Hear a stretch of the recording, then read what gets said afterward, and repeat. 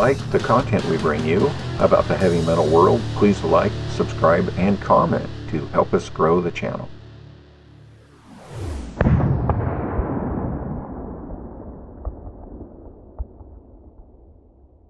How's it going, everyone? This is Lana Teramae from Metal Express Radio. Today, my special guest is the one, the only, Ken Mary from Flotsam and Jetsam, also from Alice Cooper, House of Words, Chastain, Impellitteri. You name it, he's done it. Ken is here to talk about Flotsam and Jetsam's latest album, Iron Weapon, so stick around for the full interview. You're very welcome. Oh, and if you see my hair blowing in the wind, it's my fan. I'm sorry, it's like really hot where I am.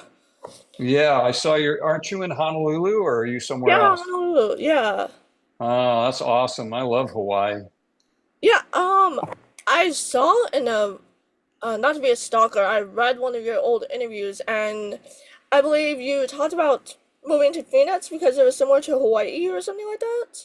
Well, well, what happened is whenever I was on tour in Phoenix, Mm. I always loved Hawaii, and for some reason it was always like in the spring, like March, and it was like 80 degrees, and there'd be these beautiful palm trees, and I would be at this wonderful resort hotel, and I would be like, "Wow, this is just like Hawaii." And then when I moved here, it was like September. It was 110 degrees, and dirt was flying everywhere. It's like it was nothing of what I remembered, because I was at, these wonderful resort hotels where, there's grass everywhere, there's trees, and, so it was a little deceptive, my impression of Phoenix, like what it actually is. It's really the desert.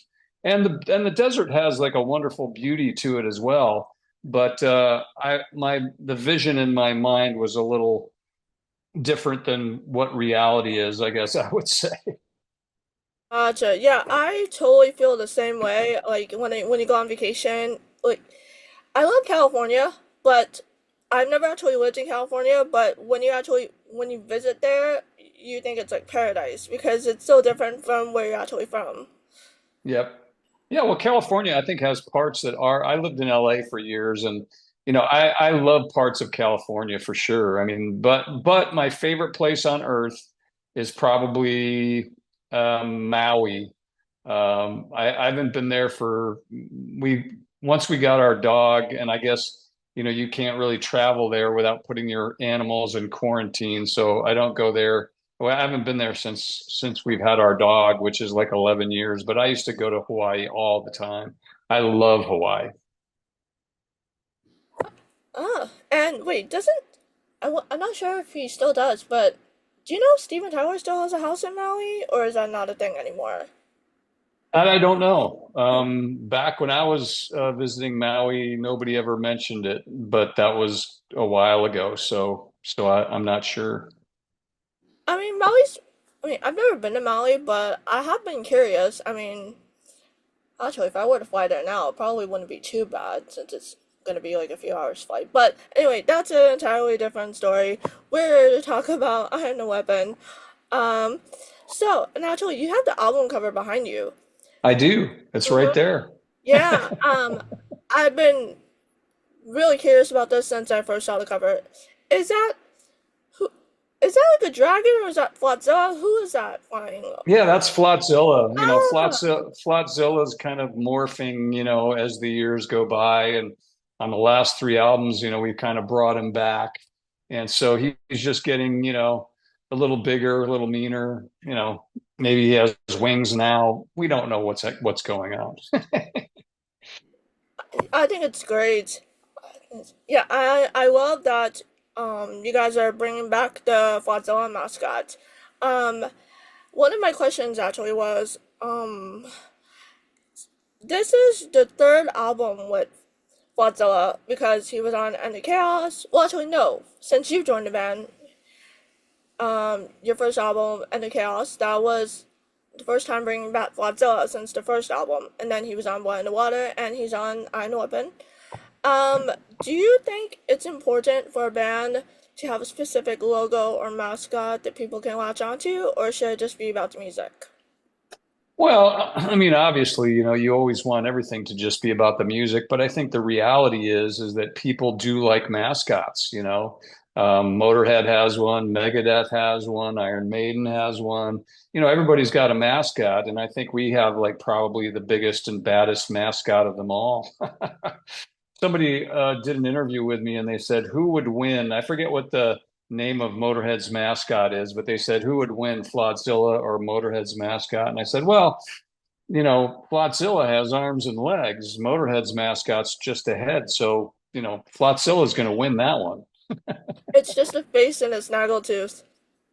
Yeah, that's right, Snaggletooth. I just couldn't remember the name, but yeah, Snaggletooth. I was like, well, I think Flotzilla would win because first of all, he's a giant monster, and Snaggletooth is just a head, so he could just play soccer with Snaggletooth. And so I'm sure I'm probably going to get some hate mail from that, but I'm not saying Flotsam is better than Motorhead. I'm just saying if the mascots were to fight, Flotzilla would win. Flotzilla and Eddie, Flotzilla wins. Flotzilla and Megadeth's mascot, Flotzilla wins. It's just Flotzilla's unstoppable. I mean, even with Iron Maiden's mascot, Eddie, yeah, yeah, Eddie, because they have Eddie, their merch is like insane. Like yeah.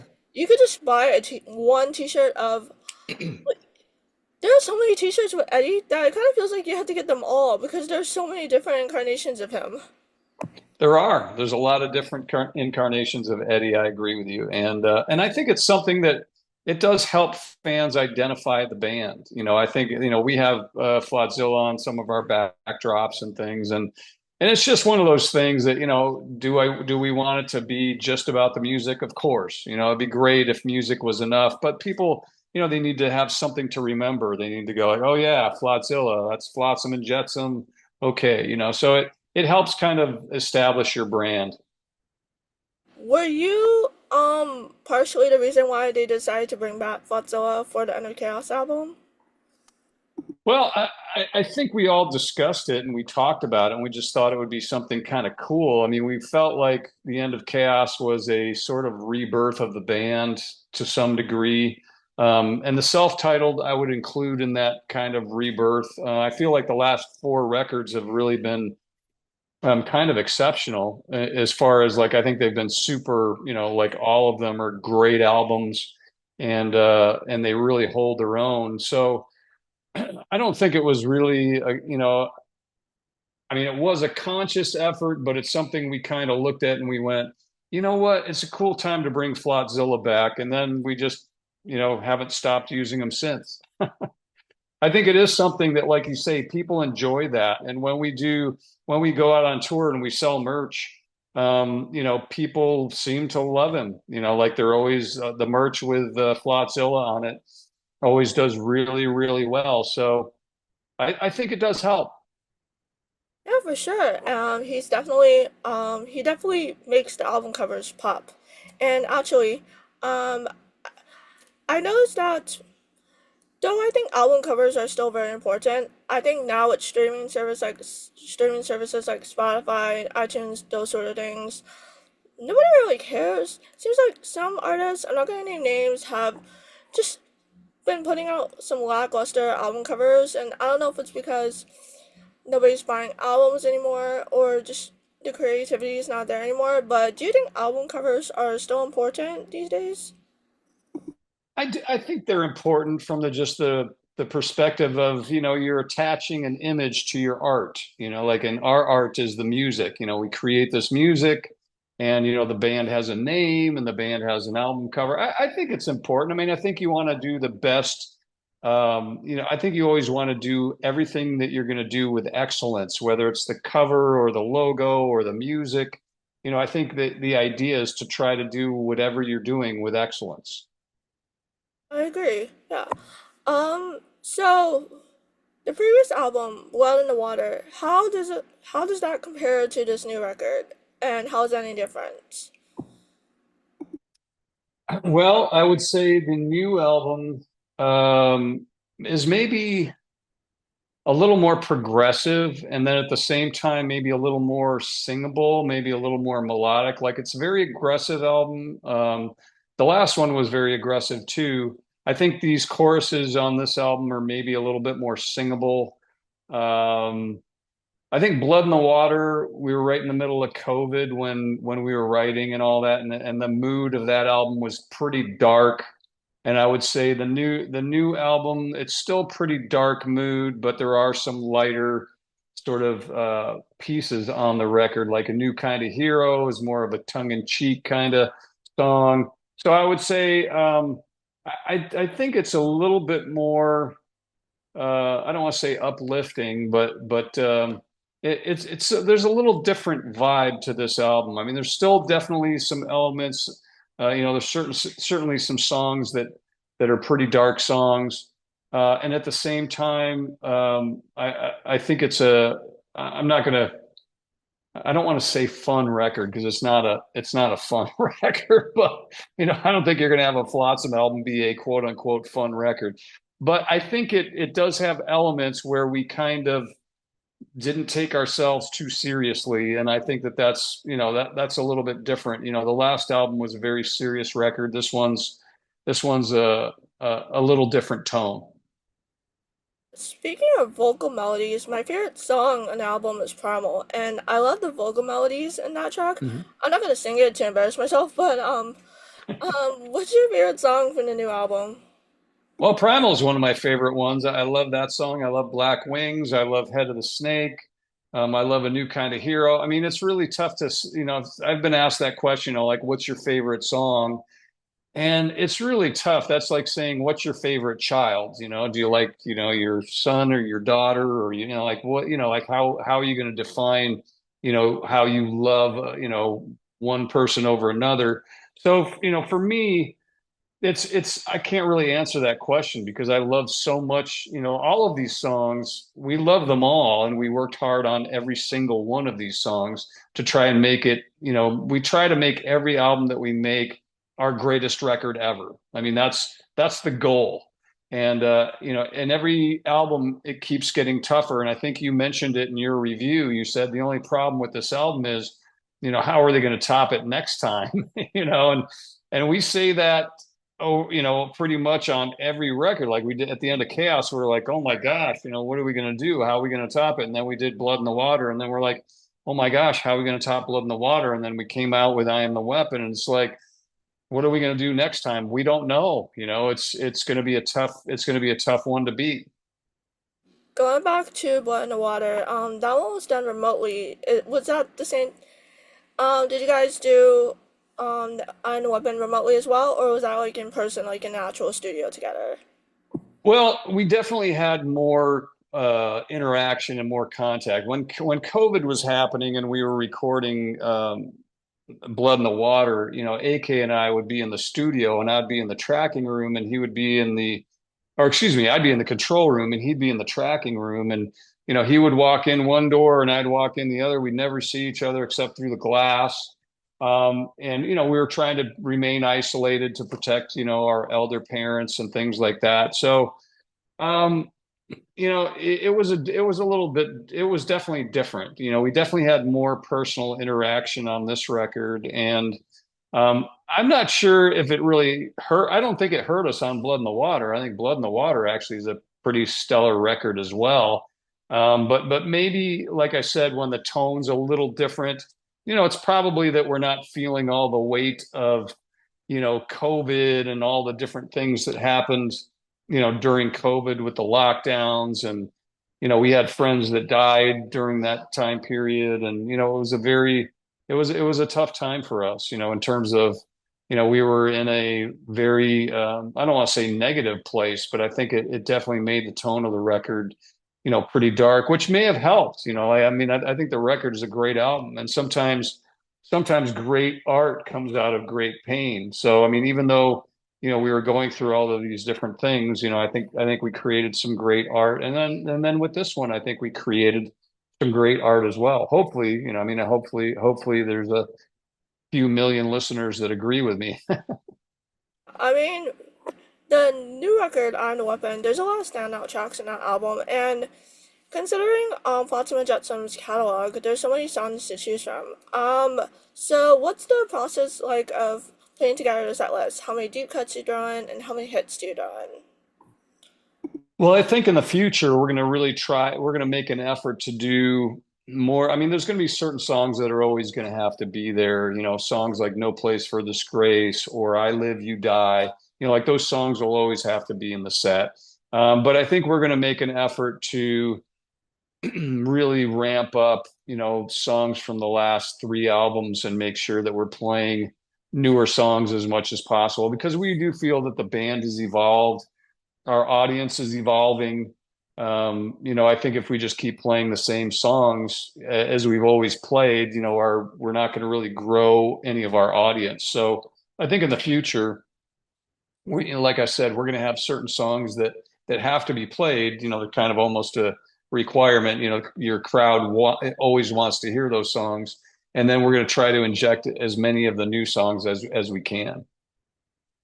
I think that's really great, especially considering this country, it's all about the nostalgia. Like, I really respect bands that not only they appreciate the hits, but they also represent play stuff from the newer albums, because that's what I feel like is miss. That's what I feel like is a little what's not to say wrong, but yeah, wrong with the current state of the industry. It's about like the nostalgia, and I'm not really buying it because sure, because you have all this great music from your catalog, and you only play stuff from the same albums over and over again. I mean, you can only hear the same song so many times.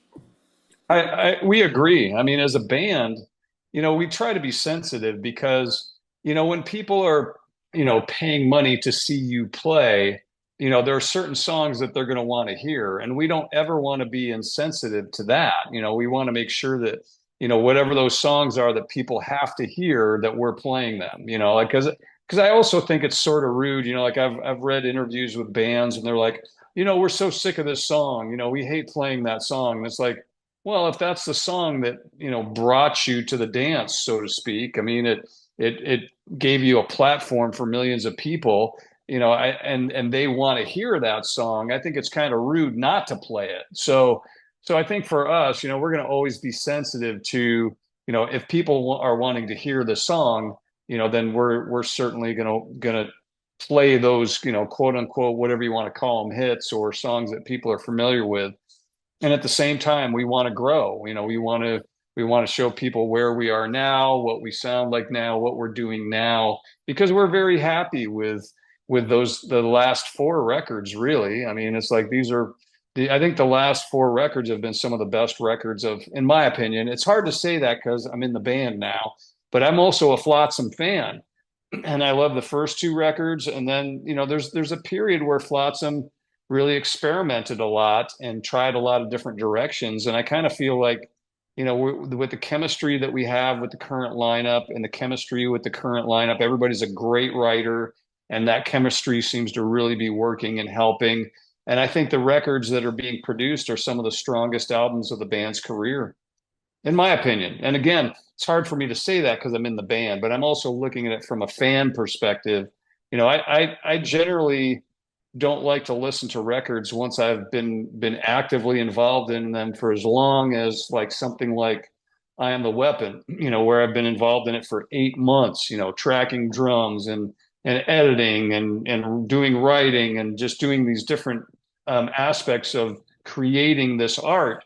Like sometimes I never want to hear it again. And with the Flotsam albums, I still enjoy listening to these records, which is very unusual for me. So from a fan perspective, I love these songs. There's some really exciting and great music, in my opinion, on these records. And that's what we try to do. We try to make records that we are very excited about and that we love. And then hopefully, there's, like I said, a few million people that agree with us. I mean, obviously, I Know Weapon is fantastic, but if you were to recommend any one of the more recent Flotsam and Jetsam albums to someone who's only familiar with the 80s albums, what would it be and why? Well, I would, if they're only familiar with the 80s albums, I would tell them to start at I Am the Weapon and work their way back, then go to Blood in the Water, then go to The End of Chaos, then go to the self-titled album, and then go back from there and just see what's hitting them. Because I do think that these last three records in particular I mean, in my opinion, I think that there's some just amazing songs, and it's unfortunate, the world we live in now, to get a song into the public consciousness is extremely difficult. In the old days, we had radio stations, and if you had a song and it got played on the radio, then it became part of the consciousness of the public. And nowadays, we have 100,000 songs a day going out on Spotify. And there is some commercial radio, but for metal, there's really not a lot of radio stations for really what we do. And so to get a song in the public consciousness is very difficult. But that's not to say that those great songs aren't there. Like I think we have songs that, if they were released in a different time, would be massive, massive hits. It's just that there's so much stuff out now. There's such a glut of music that I'm not sure, how you really, and we've got such a diversification. Like, we have so many stations that are niche stations now. Okay, this is melodic rock, this is classic rock, this is metal, this is death metal, this is, there's 50 different types of metal now. And everybody's all like, oh, I'm a thrash metal fan, or I'm a death metal fan, or I'm a old school metal fan, or, whatever it is. You've got people that are split up into like 900 different categories now. And I think that that's bad. In the old days, it was metal. There was Judas Priest and Iron Maiden and Flotsam and Jetsam and Metallica, and everything was considered metal. It wasn't like, 50 different genres split up. And I think that that's another negative in the current industry is we've subdivided genres to where it's just getting stupid now. In my opinion, I think it's a waste because fans feel like, oh, well, I'm only a melodic metal fan, or I'm only a thrash metal fan. It's instead of just being a fan of music. And so anyways, I'll get off my soapbox now, but I think that's one of the problems with the current industry. I'll tell you what another problem with the industry is AI and the avatar stuff. Like Oh yeah. uh, AI, like I don't. Just to go a little bit about into technology and stuff, because I had this conversation with my mom about how I miss the old days where we would go up to the movie theaters, and then someone would actually sell you the tickets, whereas now you have to buy the tickets from a machine. It seems like everything's being replaced by machines, and it kind of, not to go on the negative side, it does make me worry about the state of the music industry within the next 5 years. Because if are agreeing to do avatars, who's next? Like Black Well, Sabbath. I think you're onto something huge, and that is the fact that there's a lot of bands, and there are AI artists. There are AI artists on Spotify now that have billions of plays, and to me, that's just really weird because AI music is only derived from human music, music that was made by humans, and it basically is it's plagiarization to some degree. They're taking elements of music that's been created by humans, and in my opinion, they're stealing it. They're basically, changing it just enough to not be sued, and now you can release it on Spotify and create this fake artist that doesn't exist. And where does it end? I mean, I don't know, but in my opinion, AI is doing, the creative things that we want to do as humans, where it should be doing the things that we don't want to do as humans. And I think it's going to be a real problem, for the generations coming up. I don't know what I think we're at the precipice of a world that is going to be so dramatically different in 20 years from what it is now that we may not recognize it. I mean, I think if you look back in history and you look at the dawn of the industrial age and how much that changed the way we live, things like electricity, automobiles, jet power, nuclear weapons, like these things happened in one person's lifespan. If you were born in 1900, by the time you were 45 years old, I mean, think about it. You barely, I think automobiles came around in the early 1900s. There was no flight, there were no planes, there was no electricity. So all of a sudden in 45 years, you went from nothing nuclear weapons. I mean, it's such an insane time period. And I think we're headed into something just like that. I mean, I was seeing where AI was designing robots now. Like AI designed something that it was a very simple robot, but it did it in a way that we have never thought of before. So it was very creative in the way that it came up with it. And so, who knows what technology is going to be developed through AI. I mean, it's going to be very fascinating to see, what transpires in the next 20 years. And I hope it's a world that's a good world to live in, but my thought is that it probably won't be.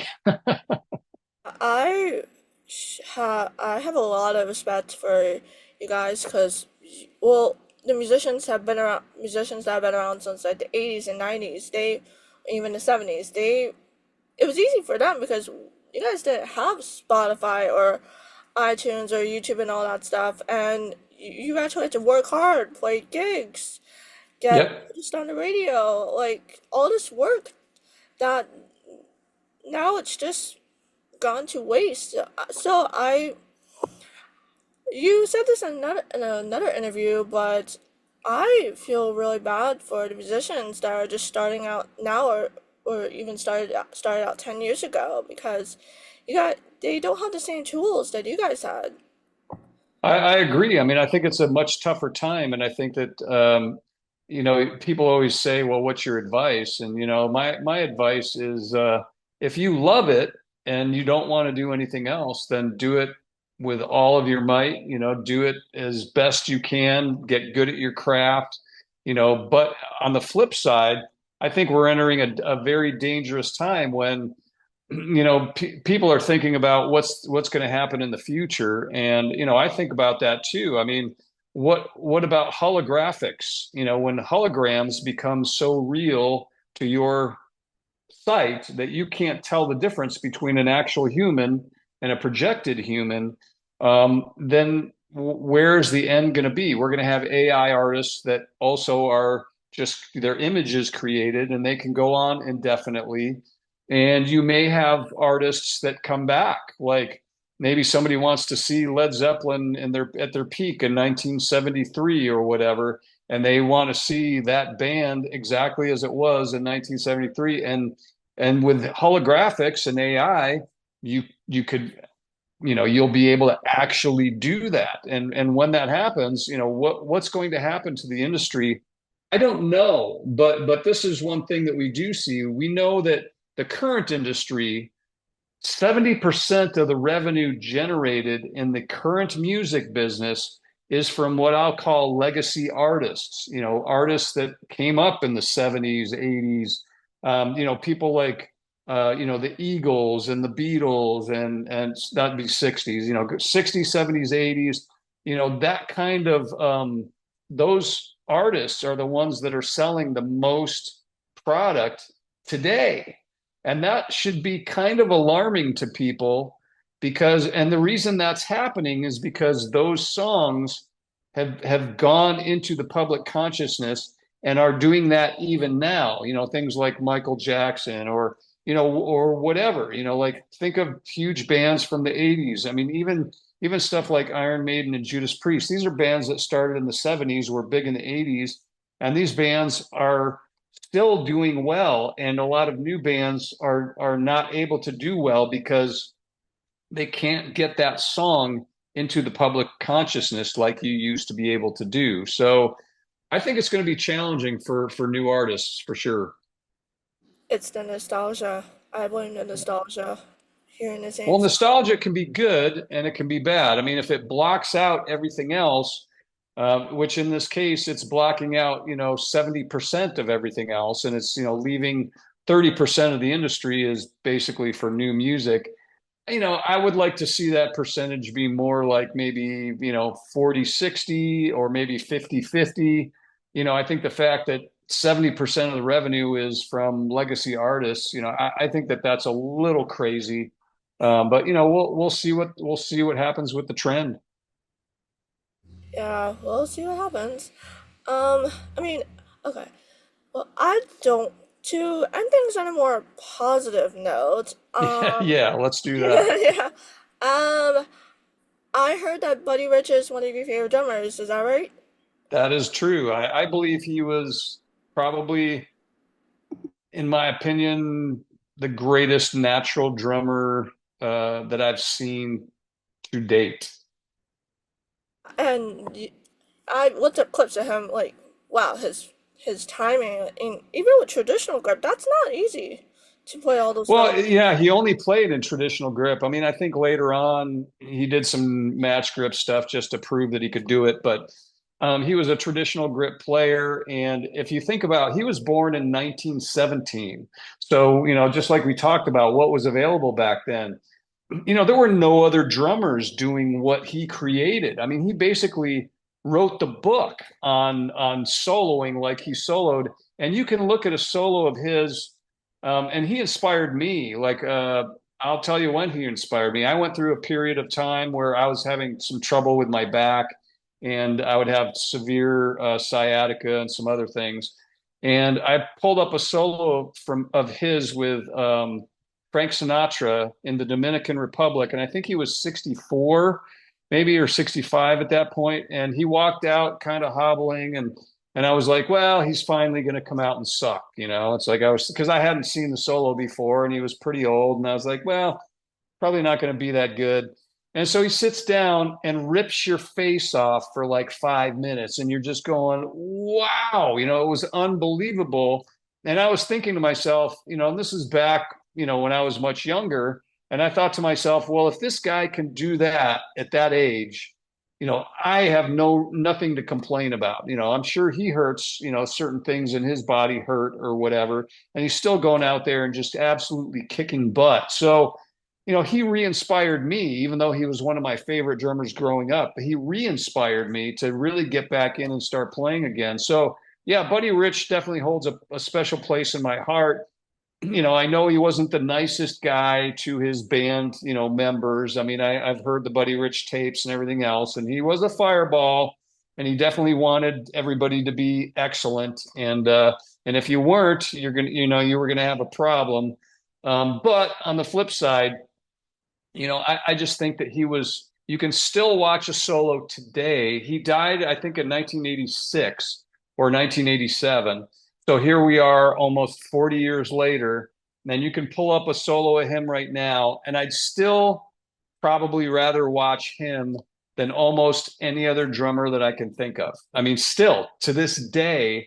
And that to me is so amazing because, if you think about the Olympics and how records are broken every year, metal drummers are getting better and better, and like the pendulum or the bar keeps getting higher and higher on everything, whether it's guitar playing or whether it's heart surgery. Like you look at the techniques we have now, they're so much better than 20 years ago. Everything gets better and better, and athletes get stronger and faster. And when you think about this and you go, the only one I can think of that you could drop him into a band today and he would still freak everybody out is Buddy Rich. I mean, you can look at Gene Krupa, another great drummer for his era, but if you put him in today, he's not that special. And same thing with, I mean, I love Neil Peart. Neil Peart is a huge influence on me. And in his era, he was king.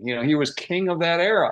But if you look at what drummers are playing now, you have 10-year-old kids playing stuff that we used to think was difficult that Neil Peart played.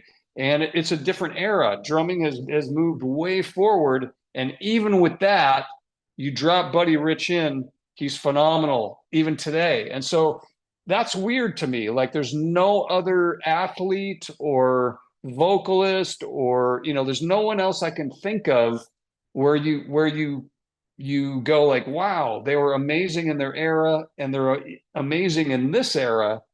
I mean, maybe, I'm sure there are some examples and I'm sure somebody's going to correct me and give me the examples, but, even somebody like Eddie Van Halen, who was, when in his era, he revolutionized guitar completely. And for a 14-year period until grunge hit, every guitar player, whether it's Steve Vai, whether it's Yngwie, whoever it is, it was like an atomic bomb went off when Eddie Van Halen came out. Now, if you look at how technically difficult it is to play Eddie Van Halen today compared to back when he started, it's a completely different thing. You know, it's not as hard to do that today as it was back then. And that's why Buddy Rich to me is so amazing, because even today he would stand out as a phenomenal player. And that's not an easy thing to do. He's been dead for almost 40 years. I mean, what a statement. That is a huge statement. I agree. And I'm gonna put for the last 3 minutes. I'm gonna put you on the spot. If Buddy Rich were a metal drummer, for like any metal band at the moment, what would he be which band would he be the perfect drummer for, and why? Well, that would be tough because, we've never seen Buddy be a metal drummer. But this would be what I would tell you. If he was born, let's say he was born 20 years ago, I believe that he would be a metal drummer today because he was into speed and precision. And those are two things that are very dominant in metal drumming. Metal drumming today is all about phenomenal speed and phenomenal precision. And the best drummers are very fast and they're very precise. And so I don't know what band he would be in, but I suspect if he was out today, in terms of, like he was a product of his era. He went into jazz because that was the big music of that era. I think if he was born in, let's say, 2000, he would definitely be a metal drummer, in my opinion. Like I think for sure he would be attracted to the speed and precision, because that was his whole gig, was speed and precision. And still, again, phenomenal today. Just go watch that. Go watch Buddy Rich, Dominican Republic, Frank Sinatra, and just remember he's like, I don't know, 64, 65 in that video, and just what he'll rip your face off for like 5 minutes. Oh, take your word on that. Um, well, Ken, it's been a pleasure talking to you. Congrats on Iron Weapon, which comes out Thank comes out you. September 13th. Is that right? It comes out September. Yeah, actually, it's in 2 more days, Friday the 13th. So get your hockey masks out, kids. And it's Friday the 13th. So, yeah, we're very excited about that. And thank you so much for the interview, Lana. And I hope you enjoy Hawaii as much as I did. Thank you so much, Ken. Have a good one. You too. Have a great afternoon. If you like the content we bring you about the heavy metal world, please like, subscribe, and comment to help us grow the channel.